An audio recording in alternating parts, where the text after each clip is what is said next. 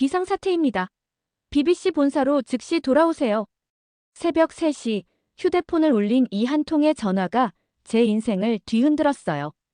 헬렌 당신이 만든 다큐멘터리가 폭발적 반응을 일으키고 있어요. MIT, 하버드, 구글이 모두 연락해왔어요. 전 세계 언어학계가 뒤집어졌습니다. 옥스퍼드는 언어학 교재를 전면 개정한다 발표했고 실리콘밸리는 이 문자의 원리를 AI에 적용하기 시작했어요. 500년 전 문자, 단 하나의 문자가 세상을 바꾸고 있었습니다. 그리고 그 시작은 제가 던진 오만한 한마디였죠. 한글이요? 고작 몇백 년 된 후발주자가 위대한 문자 시리즈에 포함될 수 있을까요? 그때는 몰랐습니다. 이 문자가 어떻게 한 민족을 구했는지, 그리고 어떻게 저를 구하게 될지. 안녕하세요. 저는 헬렌 윈저입니다. 영국 BBC의 다큐멘터리 총괄 프로듀서로 일하고 있어요. 그동안 수많은 다큐멘터리를 제작해왔지만 한글에 관한 이 이야기는 특별합니다. 제가 한 문자를 통해 깨달음을 얻고 무너졌다가 다시 일어선 이야기니까요. 모든 건 6개월 전 BBC 국제부 회의실에서 시작됐어요. 저는 테이블맨 앞에 서서 목소리를 가다듬었습니다. 우리는 이번에 문자의 역사와 미래를 다루는 대형 시리즈를 기획하려 합니다. 인류의 가장 위대한 발명품 중 하나인 문자, 그 시작부터 현재까지 살펴볼 거예요. 회의실 안은 긴장감으로 가득했습니다. 새로운 프로젝트의 시작이니까요. 제 앞에는 세계 각국에서 모인 PD들과 연구원들이 앉아 있었습니다. 이번 세계 문자 프로젝트는 프랑스의 라틴 문자부터 그리스 문자, 인도의 산스크리트, 일본의 히라가나까지 다양한 문자의 역사와 의미를 담을 겁니다. 우리는 문자가 어떻게 탄생했고 어떻게 변화했으며 각 문화에 어떤 영향을 미쳤는지 심도 있게 살펴볼 거예요. 모두가 고개를 끄덕였어요. 그러나 구석자리에 앉아있던 젊은 한국인 PD가 조심스럽게 손을 들었죠. 정우 씨, 의견 있나요? 정우는 약간 긴장한 듯 자세를 고쳐 앉았습니다. 헬렌 PD님, 혹시 한글도 넣을 수 있을까요? 한국은 문맹률이 거의 0%입니다. 순간 회의실이 조용해졌어요. 저는 무의식적으로 웃음을 지었습니다. 한글이요? 고작 몇백 년 된 후발주자가 위대한 문자 시리즈에 포함될 수 있을까요? 우리는 수천 년의 역사를 가진 문자들을 다룰 예정인데요.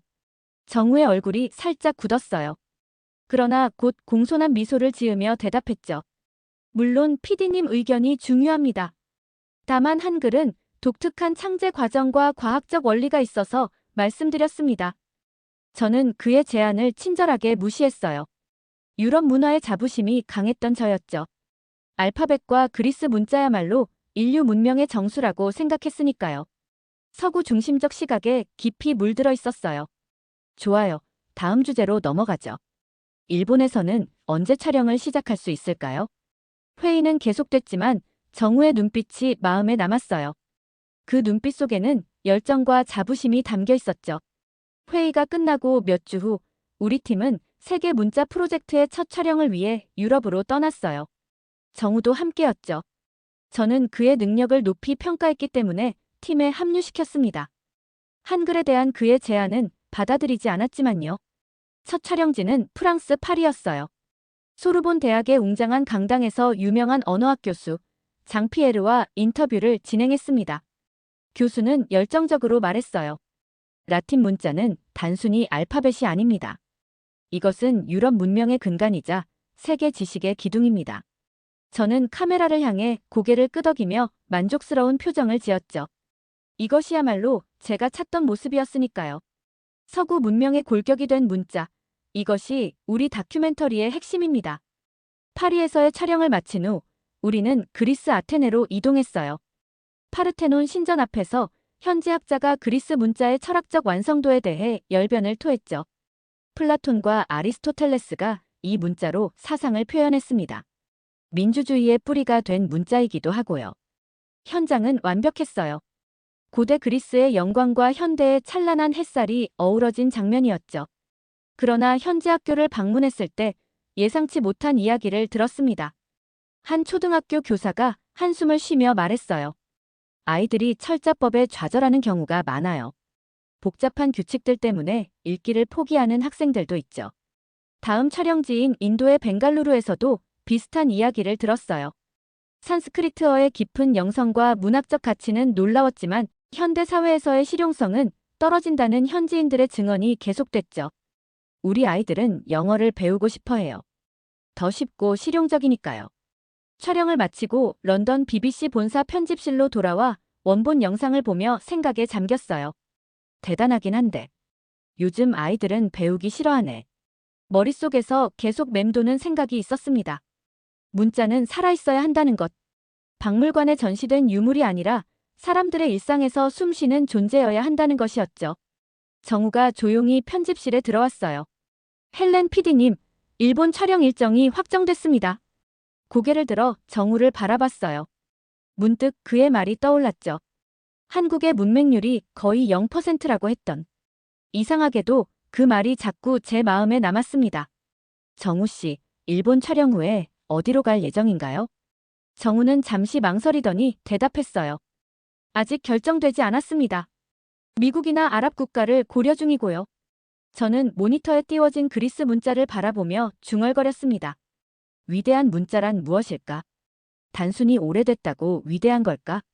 저는 그렇게 정리되지 않은 생각들을 뒤로하고 우리 팀은 일본 문자 시스템을 취재하기 위해 도쿄로 떠났어요.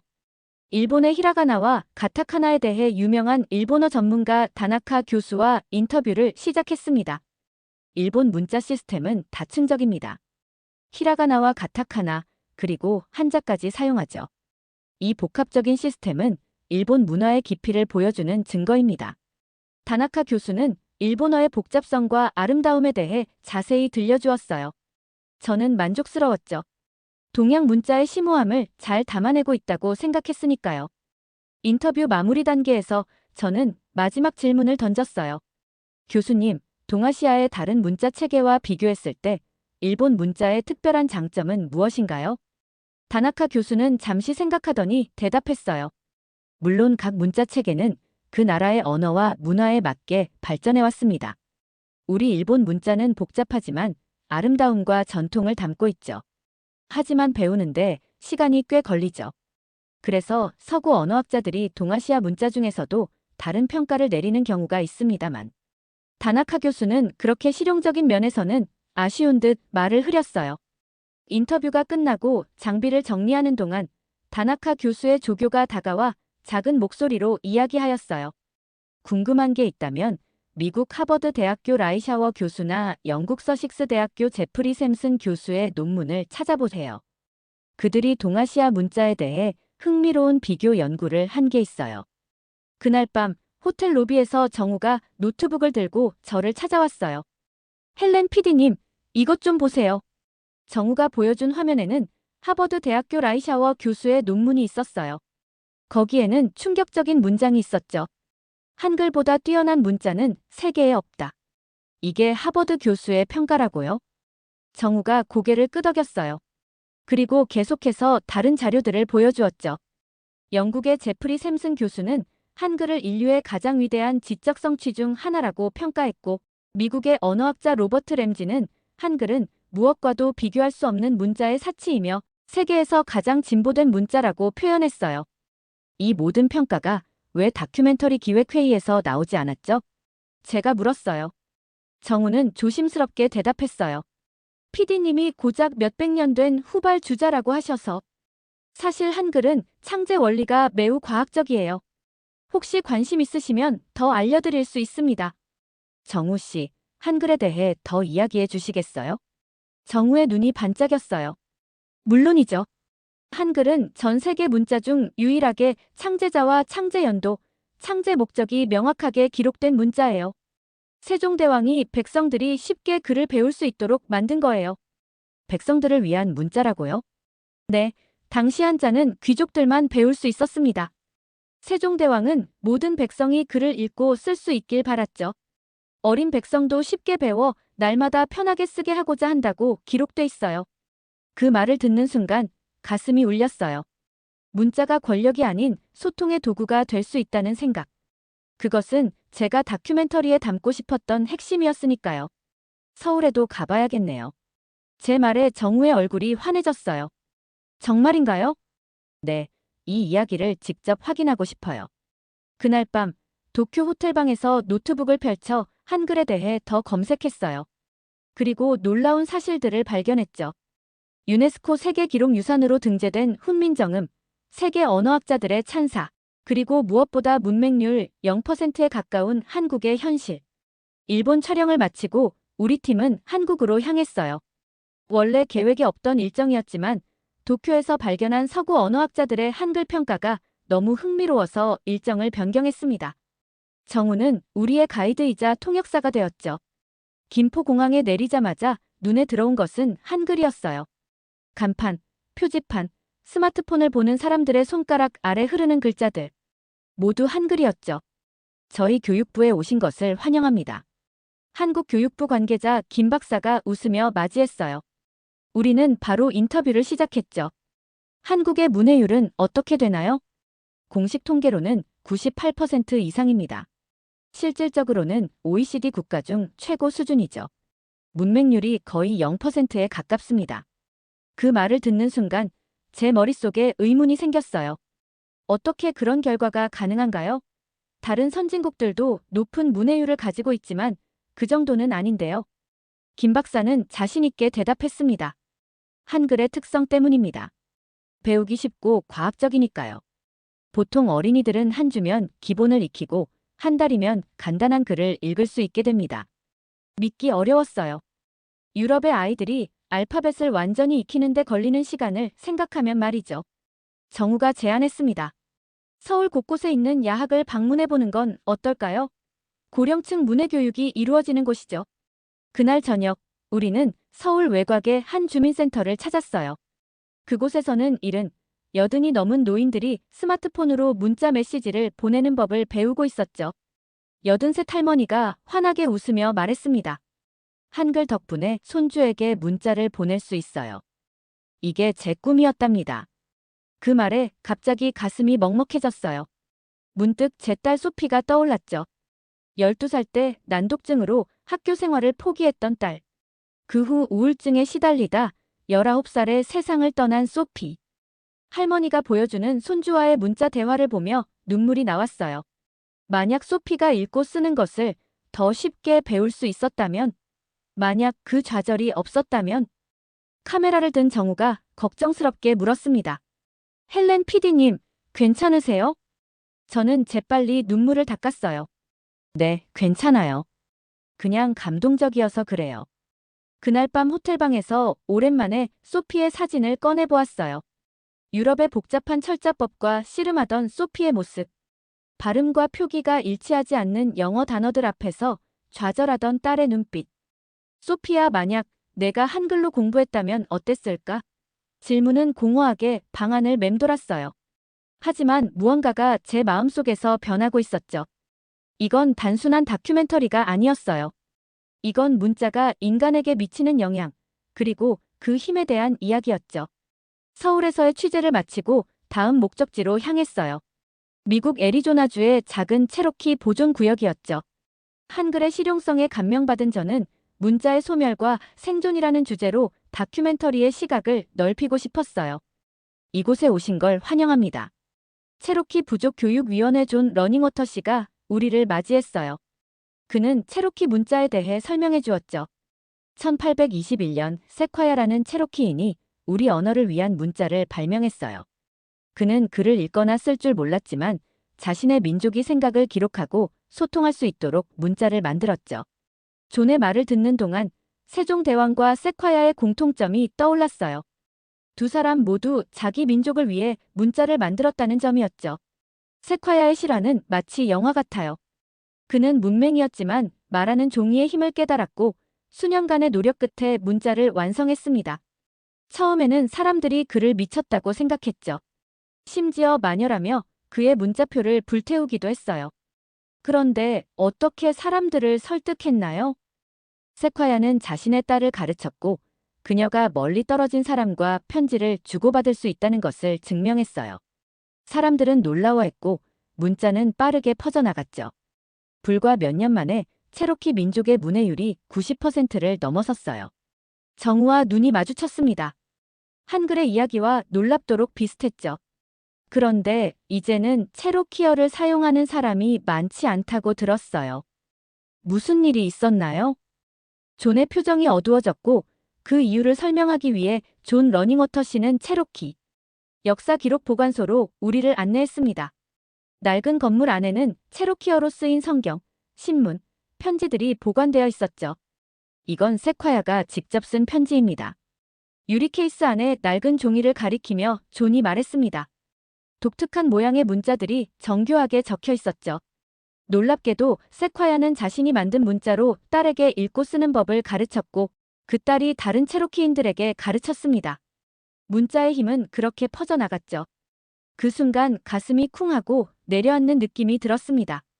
세콰야는 딸과 함께 문자를 지켰고 저는 소피를 지키지 못했습니다. 그런데 왜 이 위대한 문자가 사라져가고 있는 건가요? 존은 창밖을 바라보며 대답했습니다.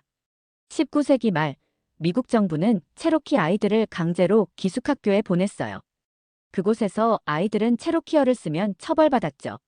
미개한 언어와 문화를 없애려는 정책이었습니다. 존의 목소리가 떨렸습니다. 저의 할아버지는 그 학교에 다녔습니다. 체로키어를 썼다는 이유로 입에 비누를 물게 했대요. 그 세대가 자신의 언어를 자녀들에게 가르치지 않았고 문자는 천천히 죽어갔죠. 정우가 조용히 물었습니다. 지금은 어떤가요? 문자를 되살리려는 노력이 있나요? 존의 표정이 밝아졌습니다. 물론이죠. 체로키 민족학교도 있고 언어복원 프로그램도 있습니다. 하지만 쉽지 않아요. 문자는 살아있는 존재니까요. 매일 사용하지 않으면 시들어가죠. 촬영을 마치고 호텔로 돌아오는 길, 정우와 깊은 대화를 나눴습니다. 일본에서 체로키 보존소에서 모두 같은 이야기를 듣고 있어요. 문자는 단순한 기호가 아니라 살아있는 존재라는 거죠. 정우가 고개를 끄덕였습니다. 한국도 비슷한 역사가 있어요. 일제강점기 때 한글 사용이 금지됐었거든요. 저는 깜짝 놀라 물었습니다. 정말요?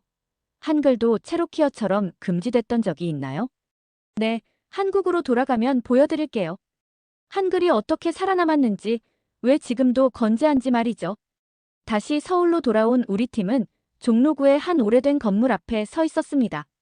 간판에는 조선어학회 예터라고 적혀 있었죠. 이곳이 어디인가요? 정우가 설명했습니다. 일제강점기 때 한글을 연구하고 지키던 학자들이 모이던 곳이에요. 일본의 식민 정책으로 한국어 사용이 금지됐을 때 이분들이 비밀리에 한글을 연구하고 보존했죠. 건물 안에 들어가자 작은 전시실이 있었습니다. 오래된 사진들과 문서들이 벽에 걸려 있었죠. 그 중에서도 눈에 띄는 것은 교도소에서 찍은 사진들이었습니다. 이분들은 누구인가요? 조선어학회 사건으로 체포된 학자들이에요. 한글 연구를 했다는 이유로 고문을 당하고 감옥에 갇혔죠. 그 말에 숨이 막혔습니다. 체로키 이야기와 너무 비슷했으니까요. 또 다른 비극의 이야기를 듣게 될 것 같았습니다. 우리는 그날 오후 한 작은 시골 마을을 찾았습니다. 그곳에서 90이 넘은 할아버지를 만났죠. 이분은 박 할아버지라고 합니다. 일제강점기 때 비밀 한글 학교에 다니셨어요. 카메라가 돌아가는 가운데 할아버지는 떨리는 목소리로 말씀하셨습니다. 그때는 한글을 가르치면 체포됐어요. 우리 선생님은 밤에 몰래 마을 아이들을 모아 한글을 가르치셨죠. 일본 순사가 오면 빨리 책을 숨기고 농사 이야기를 했어요. 할아버지의 눈에 눈물이 고였습니다. 우리 할아버지는 한글 가르쳤다는 이유로 체포됐어요. 다시는 돌아오지 못하셨죠. 가슴이 아팠습니다. 정확히 체로키 이야기와 같았으니까요. 그러나 박 할아버지의 다음 말에 놀랐습니다. 하지만 우리는 포기하지 않았어요. 일본이 항복한 날, 우리 마을 사람들 모두가 한글로 된 글을 읽고 썼죠. 우리는 우리 글자를 지켰습니다. 그날 저녁, 우리는 서울의 한 도서관에서 해방 직후의 문맹 퇴치 운동 자료를 찾아보았습니다. 놀라운 사진들이 있었죠. 땅바닥에 막대기로 한글을 쓰며 배우는 노인들, 허름한 교실에 모여 글을 읽는 여성들. 1950년대 한국의 문맹률은 78%였습니다. 그러나 한글의 과학적 원리 덕분에 불과 10년 만에 30%로 떨어졌고 지금은 거의 0%에 가깝죠.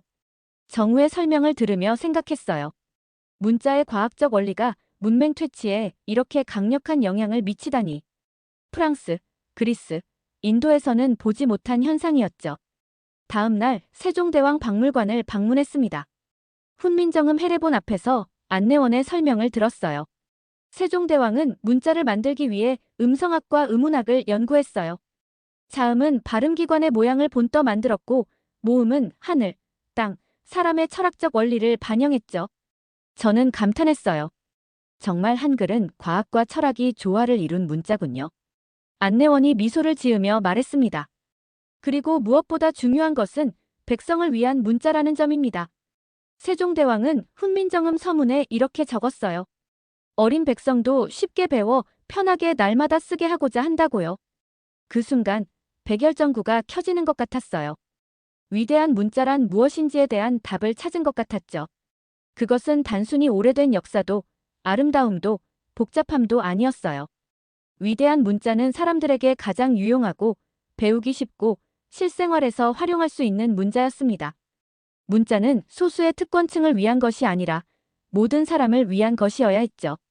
런던으로 돌아가는 비행기 안에서 저는 처음으로 소피의 일기장을 다시 펼쳐보았어요. 그동안 너무 아파서 보지 못했던 소피의 글이었죠. 오늘도 낱말 시험에서 실패했어. 단어들이 계속 춤을 춰. R과 F가 뒤바뀌고 P와 Q도 헷갈려. 선생님은 내가 더 열심히 해야 한다고 말씀하시지만 난 정말 열심히 하고 있어. 왜 아무도 내 마음을 몰라줄까? 눈물이 하염없이 흘렀어요. 소피는 열심히 했습니다. 하지만 시스템이 그녀에게 맞지 않았어요. 복잡한 철자법과 일관성 없는 발음 규칙을 가진 영어는 난독증이 있는 소피에게 너무 큰 장벽이었죠. 문득 깨달았어요. 정말로 위대한 문자, 정말로 필요한 다큐멘터리는 무엇일까? 단순히 문자의 역사를 나열하는 것이 아니라 문자가 어떻게 사람들의 삶을 바꿀 수 있는지, 어떻게 더 많은 사람들에게 지식과 힘을 줄 수 있는지를 보여주는 것이었습니다. 런던으로 돌아온 저는 다큐멘터리의 제목을 바꾸었어요. 인류의 위대한 발명, 모두를 위한 문자, 한글의 이야기. 다큐멘터리 제작을 시작한 지 6개월, 드디어 방영일이 다가왔어요. 편집은 밤샘 작업의 연속이었죠. 단 한 번도 이렇게 열정적으로 작업에 몰두한 적이 없었습니다. 아주 좋아요, 헬렌. 당신의 최고 작품이 될 것 같아요. BBC 국제부 국장인 리처드가 최종 편집본을 보며 말했습니다. 하지만 그의 표정에는 약간의 걱정도 있었죠. 근데 너무 한글에만 집중된 것 같아요. 우리는 세계의 문자라는 시리즈를 기획했잖아요. 저는 깊게 숨을 들이쉬었어요. 리처드, 이것은 단순히 한글에 관한 다큐가 아니에요. 이건 모두를 위한 문자라는 개념에 관한 이야기죠. 한글은 그 가장 완벽한 사례일 뿐이에요. 리처드는 잠시 생각하더니 고개를 끄덕였어요. 좋아요, 당신을 믿겠어요. 일요일 저녁 9시 프라임타임에 방영하죠. 방영 전날 밤, 저는 잠을 이루지 못했어요. 소피의 사진을 보면서 생각했죠. 소피야, 내일 엄마의 이야기를 들어줘. 너처럼 글을 배우는데 어려움을 겪는 모든 아이들을 위한 이야기란다. 방영 당일 BBC 스튜디오는 긴장감으로 가득했어요. 다큐멘터리가 시작되자 조용해졌죠. 첫 장면은 소피의 사진이었습니다. 이 이야기는 내 딸 소피를 위한 것입니다. 그리고 글을 배우는데 어려움을 겪는 모든 아이들을 위한 것이기도 합니다. 다큐멘터리는 라틴 문자와 그리스 문자, 체로키 문자의 이야기를 거쳐 한글의 창제와 보존, 그리고 현대적 가치까지 담았어요. 마지막 장면은 한국의 초등학교 교실이었죠. 아이들이 즐겁게 한글을 배우는 모습을. 문자는 단순한 기호가 아닙니다. 그것은 지식과 힘이고 자유와 기회입니다. 과연 우리는 모든 사람을 위한 문자 시스템을 가지고 있는 걸까요? 오늘부터 그 질문을 함께 생각해 보시길 바랍니다. 프로그램이 끝나자 스튜디오는 잠시 정적에 휩싸였어요. 그리고 곧 박수가 터져나왔죠. 다큐멘터리는 예상보다 훨씬 큰 반향을 일으켰어요. 그날 밤부터 이메일과 전화, SNS 메시지가 쏟아졌죠. 특히 난독증 아이를 둔 부모들의 반응이 뜨거웠습니다. 우리 아이가 너무 좋아했어요. 엄마, 나도 한글을 배우고 싶어요. 라고 말했죠. 옥스퍼드 대학에서는 한글의 원리를 적용한 새로운 문자 교육 방법론 연구를 시작한다고 발표했습니다. 실리콘밸리의 기술 회사들은 한글의 조합 원리를 디지털 언어 시스템에 적용하는 프로젝트를 시작했고요. 가장 놀라운 소식은 인도네시아의 작은 섬에서 왔어요. 자신들의 언어를 표기할 문자가 없던 소수 부족이 한글을 자신들의 공식 문자로 채택했다는 내용이었죠. 그리고 일주일 후 저는 가장 감동적인 이메일 하나를 받았습니다. 헬렌 씨, 저는 체로키 보존구역에 사는 12살 소녀예요. 당신의 다큐멘터리를 본 후 저희 학교 친구들과 함께 체로키 문자 배우기 동아리를 만들었어요. 우리는 우리의 문자를 되살릴 거예요. 감사합니다. 그 이메일을 읽는 순간 눈물이 흘렀어요. 소피가 세상을 떠난 후 처음으로 진정한 위로를 받은 기분이었죠. BBC는 후속 시리즈를 기획했고 저는 한글의 원리를 적용한 새로운 교육 방법을 연구하는 국제팀의 자문위원으로 참여하게 되었어요. 오늘의 BBC 뉴스 헤드라인입니다. 영국 교육부, 난독증 아동을 위한 새로운 문자 교육 방법론 도입 예정. 유네스코, 세계 문맹 퇴치 프로젝트의 한글 원리 적용. 옥스퍼드 대학, 문자과학세학과 개설. 이제 저는 BBC를 떠나 새로운 도전을 시작합니다. 모두를 위한 문자 재단을 설립하여 전 세계 아이들이 더 쉽게 읽고 쓰는 법을 배울 수 있도록 돕는 일이죠. 오늘 아침 정우에게서 이메일이 왔습니다. 헬렌, 우리가 시작한 일이 세상을 바꾸고 있어요. 소피가 자랑스러워할 거예요. 창밖으로 봄비가 내리고 있어요. 비가 내리는 창문을 보며 생각했습니다.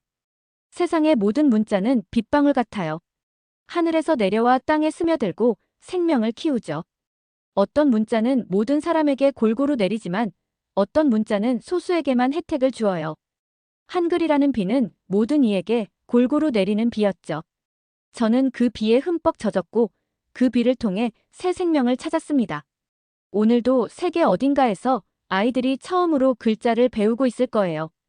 그 아이들이 좌절하지 않고 소피처럼 포기하지 않기를 바랍니다.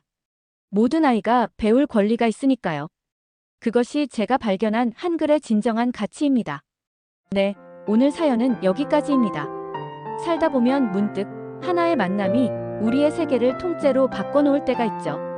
오늘 이야기 속 헬렌의 여정도 그랬습니다.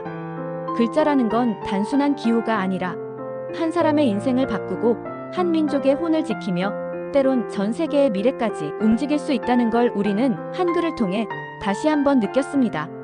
대한민국이라는 나라, 그 작은 나라의 글자가 오늘도 누군가에게 새로운 시작이 되고 있다는 것, 그게 바로 이 이야기의 기적입니다. 여러분은 오늘 어떤 마음이 드셨나요? 이 이야기가 마음에 닿았다면 구독과 좋아요, 댓글로 함께 응원해주세요. 지금까지 감동을 전해드린 저는 감동러브 장나윤이었습니다. 끝까지 함께 해주셔서 진심으로 감사합니다. 다음에도 더 따뜻한 이야기로 찾아뵙겠습니다.